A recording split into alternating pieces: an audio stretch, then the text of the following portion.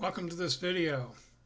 Ernie came and gave an incredible presentation about fishing the flats in the Everglades, and unfortunately it's not a GoPro fault, it's my fault. I'm not the GoPro expert, and so the first 2/3 of the presentation were missed, but the last discussion was still as good as it could possibly be.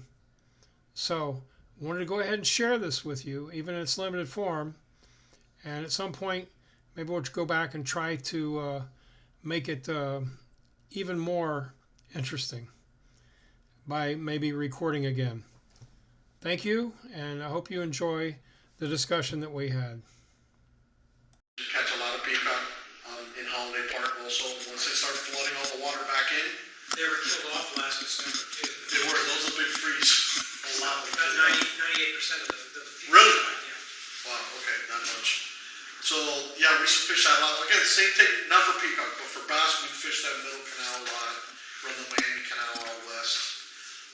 But it's the same pattern everywhere. It's the key of finding the fish in the Everglades is finding the stretch. You know, where are they located? And it's just, the way to find it is just time on the water.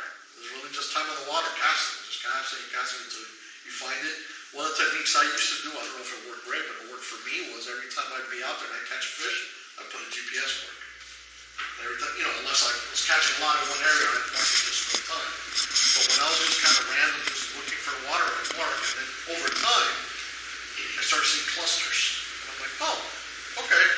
I'm seeing where now, you know, I'm getting this, you know, in this area, and then I'll concentrate more and I'd be able to hone it down a little more. So, been any time on the Alligator Alley, all those down there? So, from what I've been told, and I've done a little bit, there's a lot of peacock on all the bridges, because all the rocks, right? So there's a lot of peacock on the bridges off the alley. There used to be a lot of good fishing there too. We used to do there, summertime, you couldn't be out on the water during the day because it's just too hot, but we go out there at night to fish at night. How about Holy Land?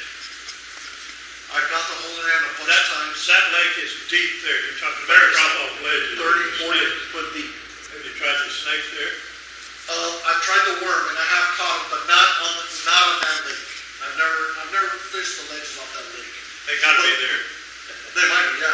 But I would go in down the canal. When you come under that little bridge, a little walking bridge, there's a canal to the left. I would go down there and run down, and then I'd fish there. Same baits. You know, swim bait, worm, frogs. Sometimes if they're suspended, we catch them on jerk baits. So suspended jerk bait, we do a lot of that. Smaller rod for that, I'd use like a medium action rod with like 15-pound fluorocarbon line. I wouldn't use braid because braid floats and it would hinder the jerk bait going down. Where fluorocarbon line would sink, so it would maintain it a little lower. So we use it for that too. But we caught a lot of jerk bait there too. Whole Lands was good. Again, the alley was good. The alley we'd fish at night. We'd go out there at 7 o'clock at night till like 2, 3 o'clock in the morning. Summertime, because the water cools down, the fish start feeding when the water cools down some, and it'd be incredible bites. We got a lot of big bags that came out of there. I remember doing one tournament, and I think we came in with about 25 pounds, and we weren't even in the money. Wow. You know, we're like in 5th place with a 25-pound bag, and it was like 30-something pounds to live. How many pounds of mosquitoes did you get? A lot of people, what we do now is battery-operated fans. We put them on the front of the boat to blow air on them to help with the mosquitoes. So we do that. Also, I found some mosquito spray that you spray your clothes with it before it dries like a mosquito repellent. That worked pretty well too.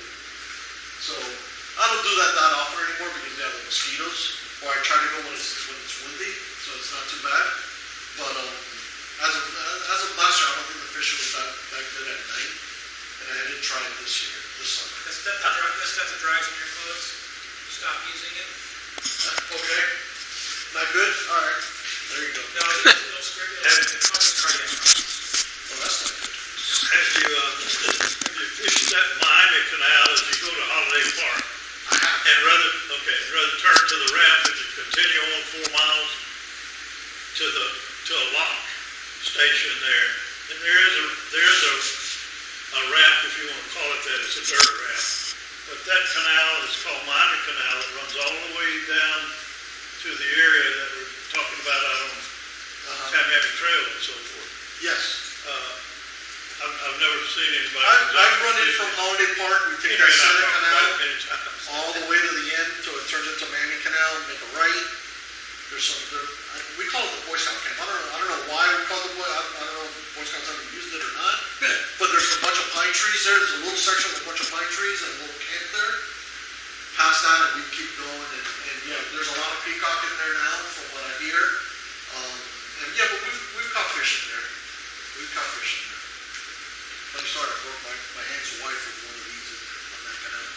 Set the hook, there was no fish, came back, hit her in the hand, and broke the bones in her hand. All right, well, let's give Ernie a hand. Okay, I'll wrap this up.